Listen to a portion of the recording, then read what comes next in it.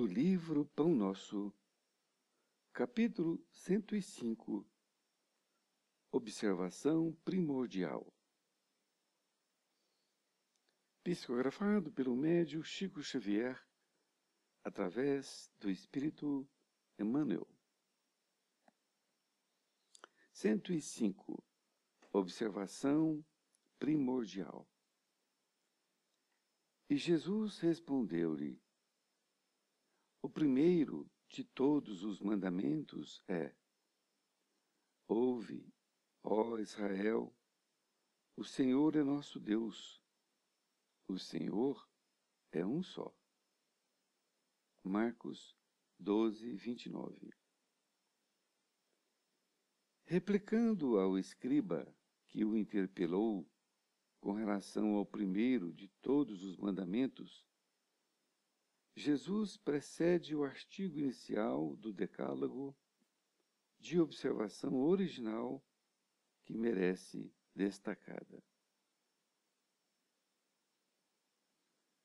Antes de todos os programas de Moisés, das revelações dos profetas e de suas próprias bênçãos redentoras no Evangelho, o Mestre coloca uma declaração enérgica de princípios, conclamando todos os espíritos ao plano da unidade substancial.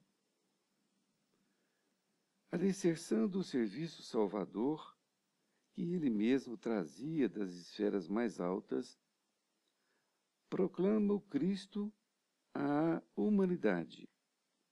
E só existe um Senhor Todo-Poderoso, o Pai de infinita misericórdia.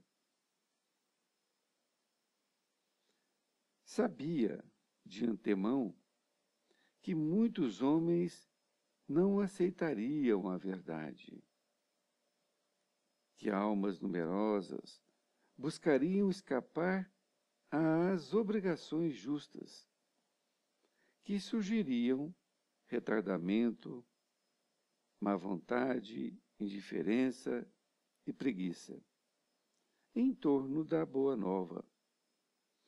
No entanto, sustentou a unidade divina, a fim de que todos os aprendizes se convencessem de que lhes seria possível envenenar a liberdade própria, criar deuses fictícios, erguer discórdias, trair provisoriamente a lei, estacionar nos caminhos, ensaiar a guerra e a destruição. Contudo, jamais poderiam enganar o plano das verdades eternas, ao qual todos se ajustarão um dia, na perfeita compreensão de que o Senhor é nosso Deus, o Senhor é um só. Emmanuel Pedro Leopoldo, 22 de fevereiro de 1950. Querido amigo, querida amiga, que bom estarmos novamente juntos em mais um estudo da lição do livro Pão Nosso.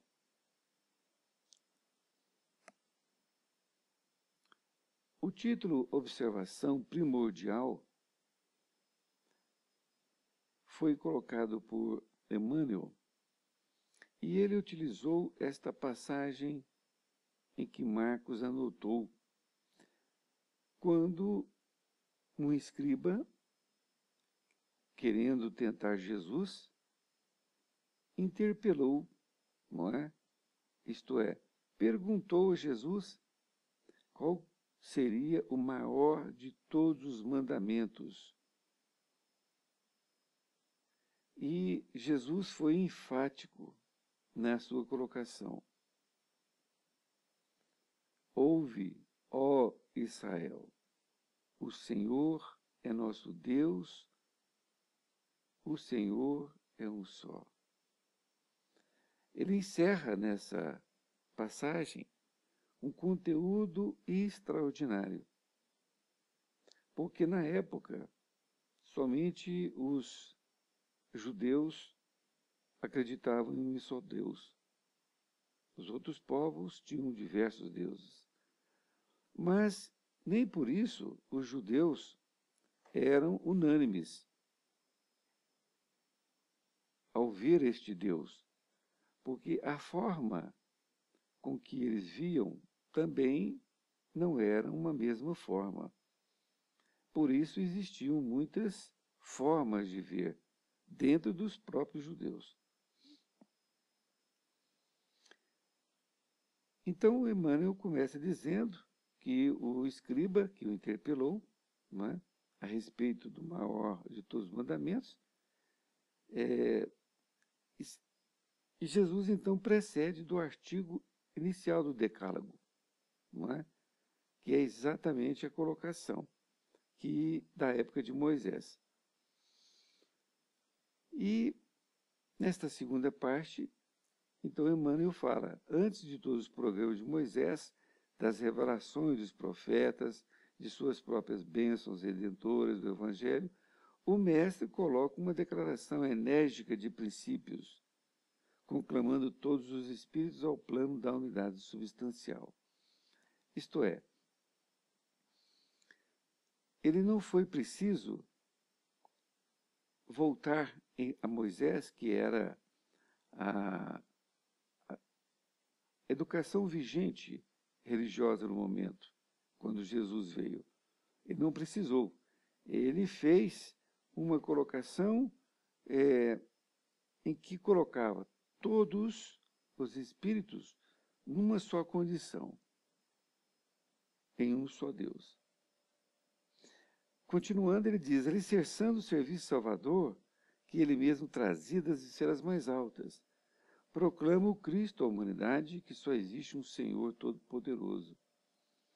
Então, Jesus vai mais longe do que uma simples resposta que ele poderia dar para aquele escriba que estava interpelando-o na questão de Deus.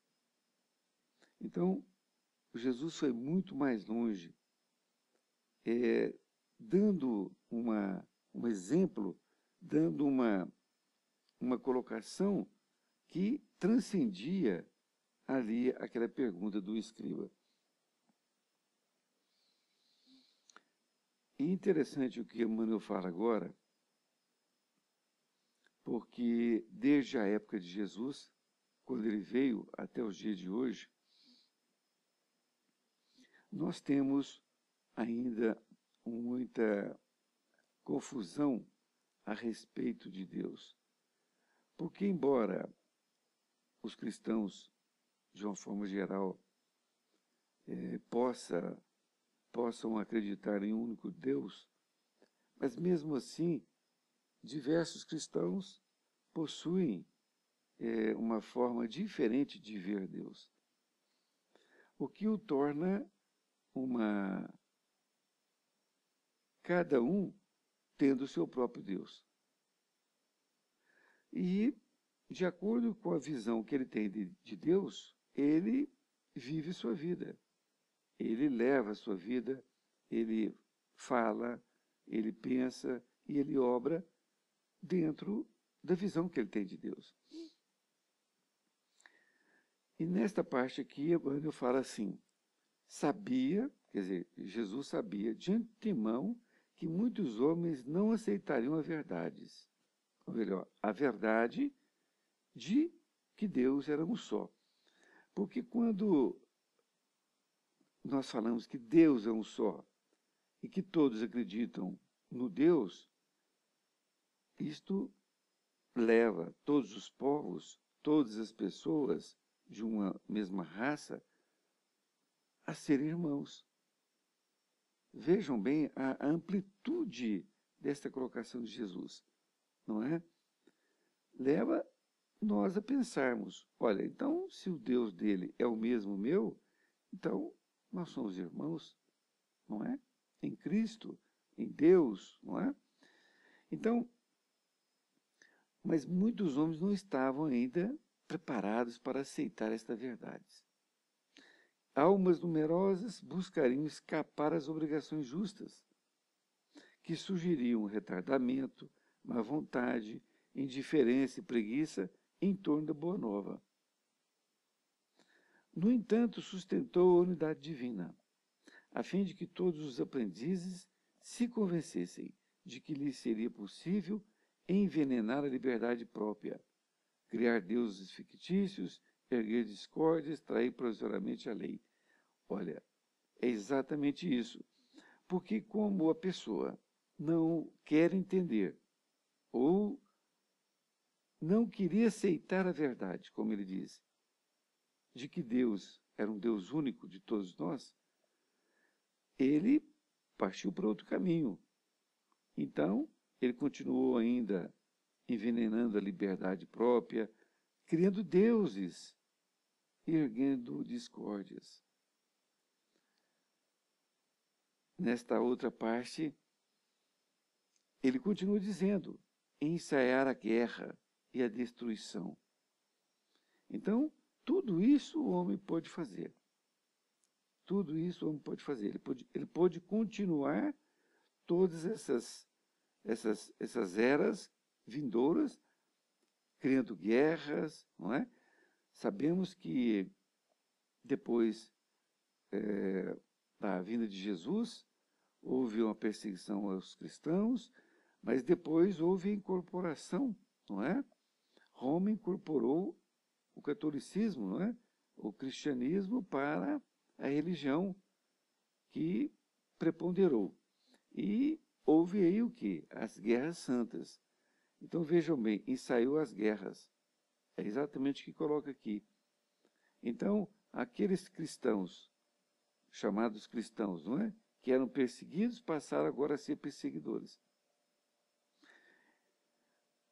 Então, o homem pode fazer tudo isso e ainda pode, porque até hoje ainda existe a questão de Maomé, por exemplo, não é? E os outros deuses, que é o nosso Deus do Oriente, aqui do Ocidente, e que as guerras continuam, não é? Jamais poderiam enganar o plano das verdades eternas, ao qual todos se ajustarão um dia na perfeita compreensão. Então, as verdades eternas, aquelas que nós podemos ver no futuro, é que todos se ajustarão um dia. Seja porque ele acha que o seu Deus é melhor do que o do outro, ou que o seu Deus seja real e o do outro não é.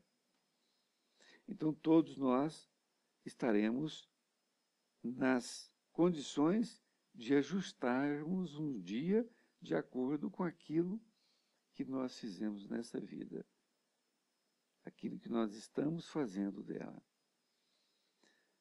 É muito interessante, é de uma forma extraordinária essa colocação de Emmanuel a respeito de Deus.